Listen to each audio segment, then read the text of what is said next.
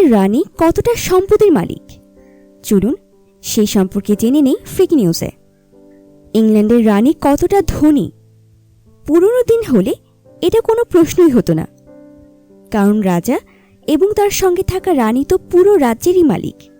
তার আবার ধনী গরিব কিসের? তবে সেসব দোর্দণ্ড প্রতাপ রাজা রানীর দিন যেহেতু এখন আর নেই, সেহেতু এখন রাজা রানীকেও রাষ্ট্রের কোষাগারে কর দিতে হয়, কারণ রাজা এখন অলংকার মাত্র।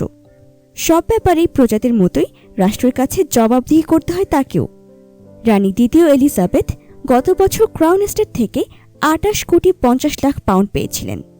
এবছর সরকারি কোষাগার থেকে পাবেন 20 লাখ পাউন্ড। কিন্তু কথা হলো, তিনি ঠিক কতটা ধনী? এ নিয়ে অবশ্য বিভিন্ন পত্রপত্রিকায় জল্পনা কল্পনা বেরিয়েছিল, কিন্তু আসলে তার ধন সম্পদের পরিমাণ বা তিনি কত পরিমাণ ধনী তা স্পষ্ট হয়ে ওঠেনি। এর কারণ হল, রানীকে তার ব্যক্তিগত সম্পদের পরিমাণ কত তা ঘোষণা করতে হয় না। তবে সানডে টাইমস পত্রিকার দেওয়া ধনী তালিকা অনুযায়ী রানীর সম্পদের পরিমাণ 34 কোটি পাউন্ড। এর আগের বছর যা ছিল 33 কোটি পাউন্ড। রানীর দুই ধরনের আয় আছে, একটা হলো রানী হিসেবে, অন্যটা একজন নাগরিক হিসেবে। মূলত ক্রাউন এস্টেট থেকে প্রাপ্ত আয় তাকে ধনীর তালিকায় ঢুকিয়েছে। বর্তমান রানী দ্বিতীয় এলিজাবেথ ইংল্যান্ডের সিংহাসনে বসেন 1952 সালে। তিনি সিংহাসনে বসার পর থেকেই মধ্যপ্রাচ্যের ধনকুবেরা ইংল্যান্ডে ব্যবসা করতে আসেন এবং তাদের হাত ধরেই অনেকে রাতারাতি বিলিয়নিয়ার হয়ে যান। এর আগে ইংল্যান্ডের সাবেক রানীর সময় বিদেশি বিনিয়োগকারীদের ইংল্যান্ডে বিনিয়োগ করার ক্ষেত্রে অনেক নিয়মকানুনের ভেতর দিয়ে যেতে হতো, কিন্তু বর্তমান রানী ক্ষমতায় বসার পর বিনিয়োগের ক্ষেত্রে বজায় থাকা সাবেক অনেক আইন রহিত করেন।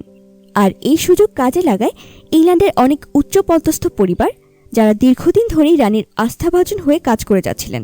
বর্তমানে মাইক্রোসফটের সহকারী প্রতিষ্ঠাতা বিল গেটসের সম্পদের পরিমাণ প্রায় 50 বিলিয়ন পাউন্ড। এছাড়াও বিশ্বে আরও 10 জন স্বনামধন্য ধনী রয়েছেন, যাদের অর্থের পরিমাণ কয়েক বিলিয়ন পাউন্ডের বেশি। তবে ইংল্যান্ডের এই রানীর প্রদর্শিত সম্পদের পাশাপাশি রয়েছে বিপুল অপ্রদর্শিত সম্পদ। যেমন ধরা যাক, গোটা ইংল্যান্ডের পর্যটন খাত থেকে প্রাপ্ত অর্থের কথাই।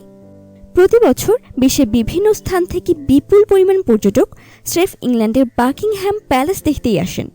রাজপ্রাসাদের পাশাপাশি যতগুলো ব্রিটিশ জাদুঘর রয়েছে, তার সবগুলো থেকে বছরে যা আয় হয় তা সম্পূর্ণ আয়করের আওতামুক্ত এবং সরাসরি রানীর কোষাগারে জমা হয়।